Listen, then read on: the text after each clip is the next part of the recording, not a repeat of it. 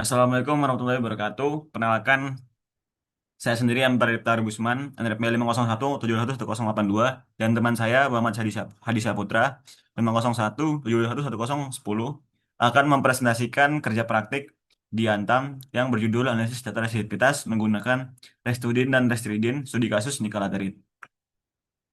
Berikut adalah outline-nya. Yang pertama yaitu pendahuluan, di mana latar belakang yang pertama, nikel merupakan bahan galian ekonomis yang dibutuhkan berbagai macam industri. Nikel banyak ditemukan dibutuhkan oleh berbagai macam industri seperti industri berat dan lain-lain.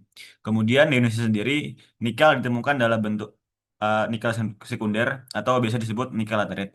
Kemudian Kementerian ESDM mencatat bahwa uh, luas tambang nikel sekitar 520.000 hektar. Kemudian yang tersebar di berbagai macam provinsi di Indonesia. Kemudian metode geofisika yang terbukti dan berhasil untuk kegiatan eksplorasi nikel laterit adalah metode geolistrik dan pengolahan data dilakukan di PT Antam Tbk yang menggunakan data sekunder yang diinterpretasikan dari hasil penampang 2D. Dan rumusan masalahnya yang pertama, bagaimana proses pengolahan data resistivitas pada software Studio dan Astridin. Kemudian selanjutnya, bagaimana identifikasi lapisan nikel laterit dan struktur berdasarkan resistivitas 2D. Dan yang terakhir, bagaimana perbandingan hasil data resistivitas pada Astridin dan Restridin. Berikut merupakan pinjaman pustaka. Yang pertama ada penelitian terdahulu di mana penelitian ERT ini pernah dilakukan pada eksplorasi nikel laterit di antaranya oleh Santoso pada tahun 2017 dengan hasil resistivitas sedang hingga tinggi yang bernilai 1421 sampai 1723 meter itu dianggap sebagai saprolid. Kemudian penelitian kedua dari Subagio pada tahun 2018 di mana saprok atau saprolid rock itu memiliki resistivitas besar sekitar 246 ohmmeter. Kemudian ada geologi regional di mana IUP dari operasi produksi PT Antam sendiri itu terletak di Kabupaten Pemala. Nah, secara geologinya Pemala itu masuk ke dalam formasi Alangga dan kompleks batuan ultramafik berdasarkan peta geologi regional yang ada di gambar kanan ini. Nah, daerah tambang Pemala itu didominasi oleh batuan ultramafik seperti peridot, bukit, dunit, dan lain sebagainya. Untuk endapan nikel laterit itu terbentuk diawali dari tersingkapnya batuan ultramafik di wilayah tropis. Di wilayah tropis ini, batuan ultramafik akan mengalami laterisasi. Proses ini melibatkan pemecahan mineral primer dan pepasan beberapa komponen kimianya di dalam air tanah dan konsentrasi residu dari komponen tidak bergerak itu akan mengendap di atas. Kemudian yang mudah larut itu akan mengikuti air tanah sampai dia menjadi netral. Nah, sehingga dijad- berhasil membentuk mineral baru ya, yang lebih stabil pada lingkungan pengendapan. Untuk zona endapan nikel laterit itu dibagi menjadi beberapa. Yang pertama ada tanah penutup, zona limonit, zona saprolit, dan batuan dasar. Kemudian faktor-faktornya untuk pembentukan nikel laterit itu ada beberapa, di antaranya batuan induk, iklim, suhu, struktur geologi, topografi, drainase, tektonik, dan vegetasi. Selanjutnya adalah metode geolistrik yang digunakan pada eksplorasi berikut. Di mana metode geolistrik sendiri adalah metode geofisika yang prinsip kerjanya yaitu menginjeksikan arus ke dalam permukaan bumi dan kemudian ditangkap oleh dua dua elektroda beda potensial.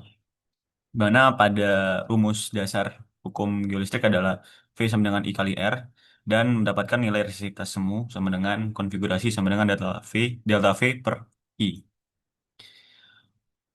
Selanjutnya yaitu selanjutnya itu menggunakan metode ERT atau Electrical Resistivity Tomography, di mana metode ERT sendiri ini digunakan untuk eksplorasi nikel laterit karena eksplorasi nikel laterit adalah termasuk eksplorasi dangkal, di mana pada penelitian ini menggunakan konfigurasi dipol-dipol.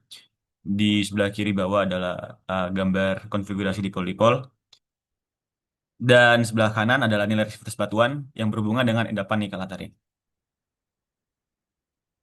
Selanjutnya yaitu metodologi di mana pada lintasan pengukuran dilakukan pada 6 lintasan L12 hingga L16, di mana setiap lintasan itu memiliki spasi elektroda sepanjang 10 meter dengan panjang L12 hingga L15 adalah 720 meter dan L16 adalah 1.200 meter.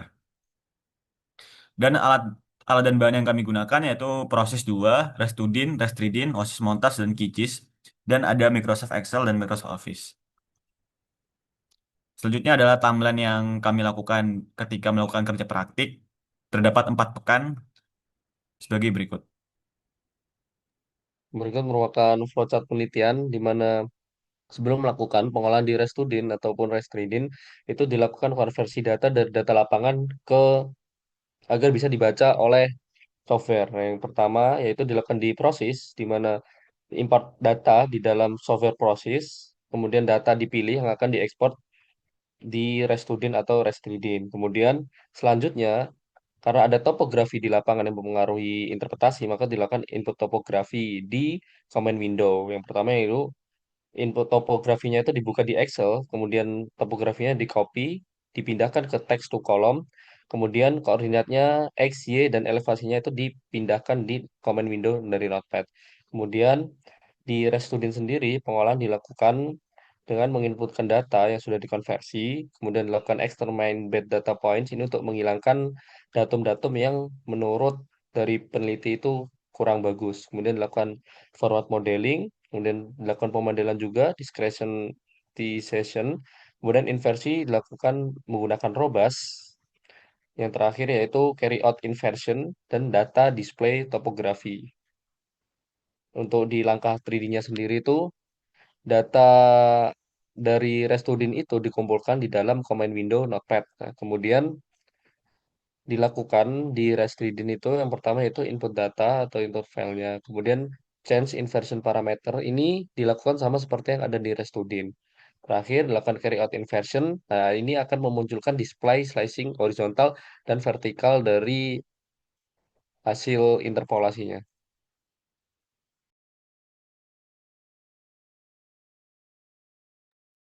Selanjutnya yaitu hasil pengolahan 2 dimensi, Levitas 2 dimensi, di mana berikut adalah hasil justifikasi untuk melakukan interpretasi data resistivitas, di mana ini didapatkan dari tim eksplorasi Antam, di mana nilai saprolit yang berwarna biru kehijauan tua itu memiliki nilai rentang resistivitas antara 100 hingga 250 ohm meter.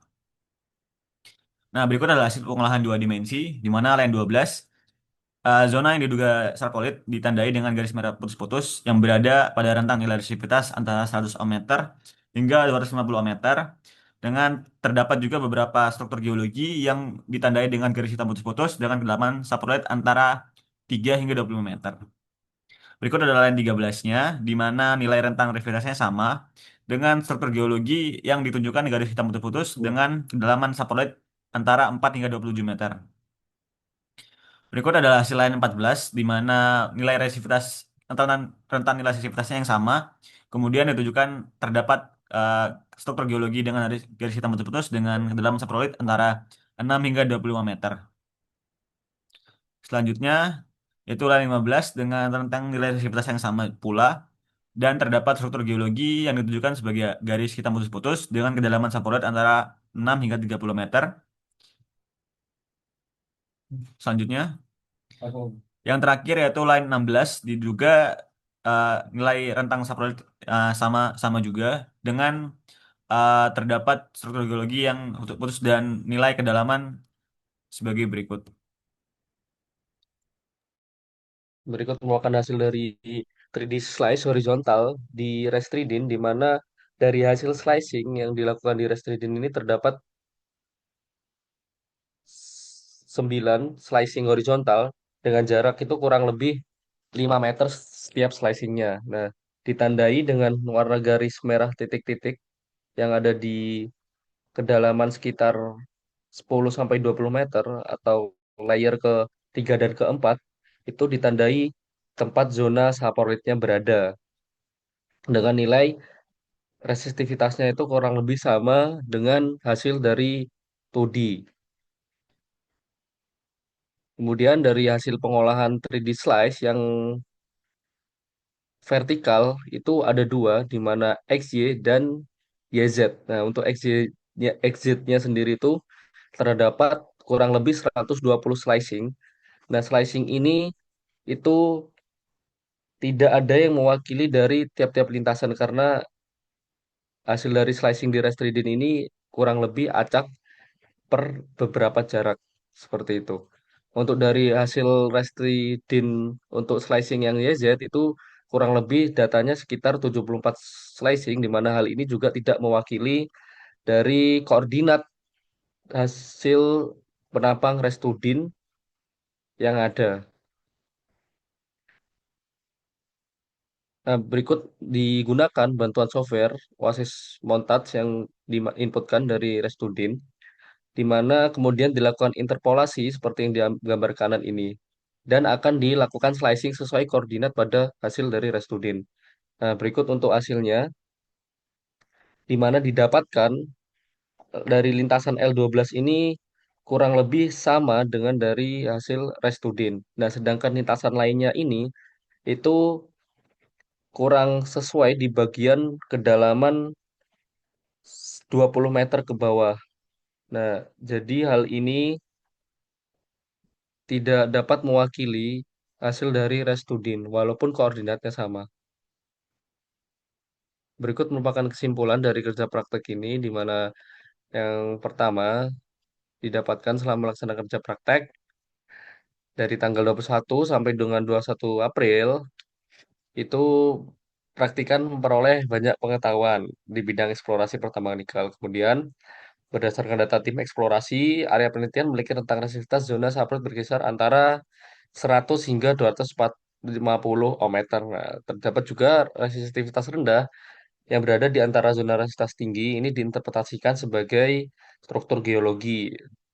Kemudian hasil dari Restudin dan sayatan Restridin itu tidak dapat disandingkan dikarenakan dalam Restudin hasil berupa penapang berbentuk dua dimensi, sedangkan Restridin itu berupa sayatan horizontal, vertikal Y, Z, dan vertikal X yang didapatkan dari hasil interpolasi data, di mana sayatannya itu dari Restudin itu bersifat acak dan tidak dapat sesuai dengan titik koordinat real atau yang seperti pada Restudinya. Nah, dalam interpretasi penunjang digunakan bantuan software Oasis Montage untuk memodelkan sayatan yang koordinatnya mendekati titik koordinat real seperti Restudin. Namun, ada beberapa lintasan juga yang dia tidak dapat mewakili dikarenakan dari kedalaman 20 hingga selanjutnya itu dia terputus dan tidak ada data.